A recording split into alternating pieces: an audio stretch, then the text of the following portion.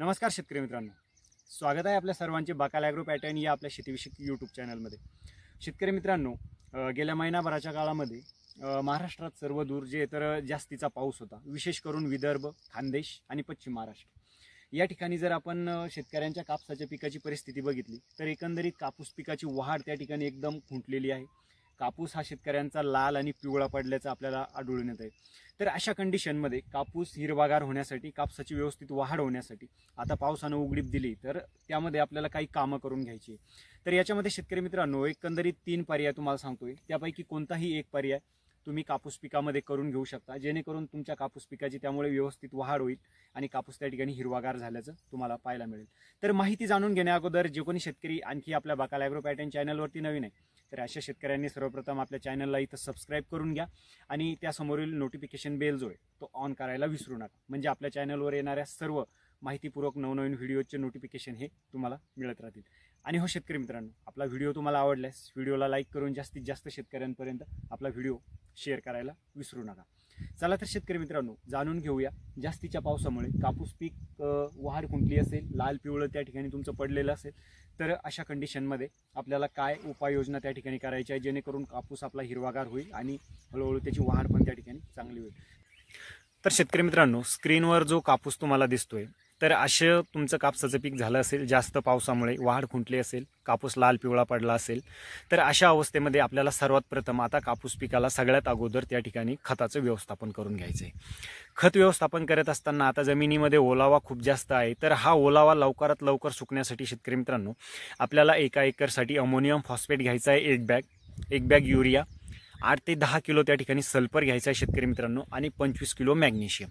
ही चारही खतं एकत्रित करून आपल्याला एका एकरसाठी खत व्यवस्थापन करून घ्यायचं आहे। यामुळे काय होणार आहे शेतकरी मित्रांनो, की जमिनीमध्ये जो काही अतिरिक्त ओलावा आहे हा लवकरात लवकर सुकण्यासाठी त्या ठिकाणी मदत होईल।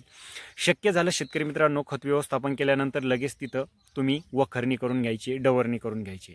वखरणी केल्यामुळं पण सुद्धा शेतकरी मित्रांनो जमीन भुसभुशीत राहून मोकळी होऊन जे येतं त्या ठिकाणी लवकर ओलावा सुकण्यास मदत होईल आणि तुमचं जे कापूस पीक आहे तर या कापूस पिकाला अन्नद्रव्य लवकर मिळून त्याची वाढ तुम्हाला हळूहळू झाल्याचं आढळून येईल आणि कापूस पीक त्या ठिकाणी हिरवगार झाल्याचं तुम्हाला पाहायला मिळेल।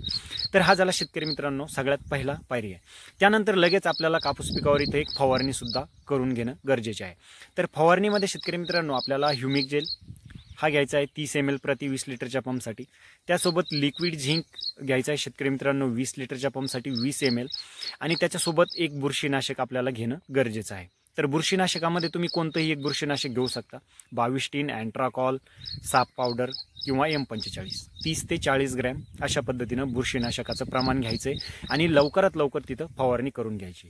हे 2 पर्याय आपल्याला कापूस पिकावरती लवकरात लवकर त्या ठिकाणी करून घ्यायचे, जेणेकरून कापूस पिकाची जी येतं वाढ त्या ठिकाणी होईल, जमिनीतला जो ओलावा आहे तो लवकरात लवकर सुकेल आणि कापूस तुमचं हिरवगार होईल। आणि यामध्ये आता तिसरा पर्याय, ऑप्शनल पर्याय शेतकरी मित्रांनो, तो तुम्ही करू शकता करायचा असेल तर, किंवा फवारणी आणि खत व्यवस्थापन केलं तर हा पर्याय तुम्हाला करायची गरज नाही, परंतु ज्या शेतकऱ्यांना करायचं आहे ते करू शकतात। तर यामध्ये शेतकरी मित्रांनो ड्रिंचिंगसाठी आपल्याला ह्युमिक ॲसिड 98% असलेलं कोणत्याही कंपनीचं एक ह्युमिक ॲसिड घ्या, परंतु 98% असलेलं घ्या, 500 ग्राम ते घ्यायचं आहे। रोको बुरशीनाशक घ्यायचं शेतकरी मित्रांनो एका एकरसाठी 500 ग्राम, आणि त्याच्यासोबत आपल्याला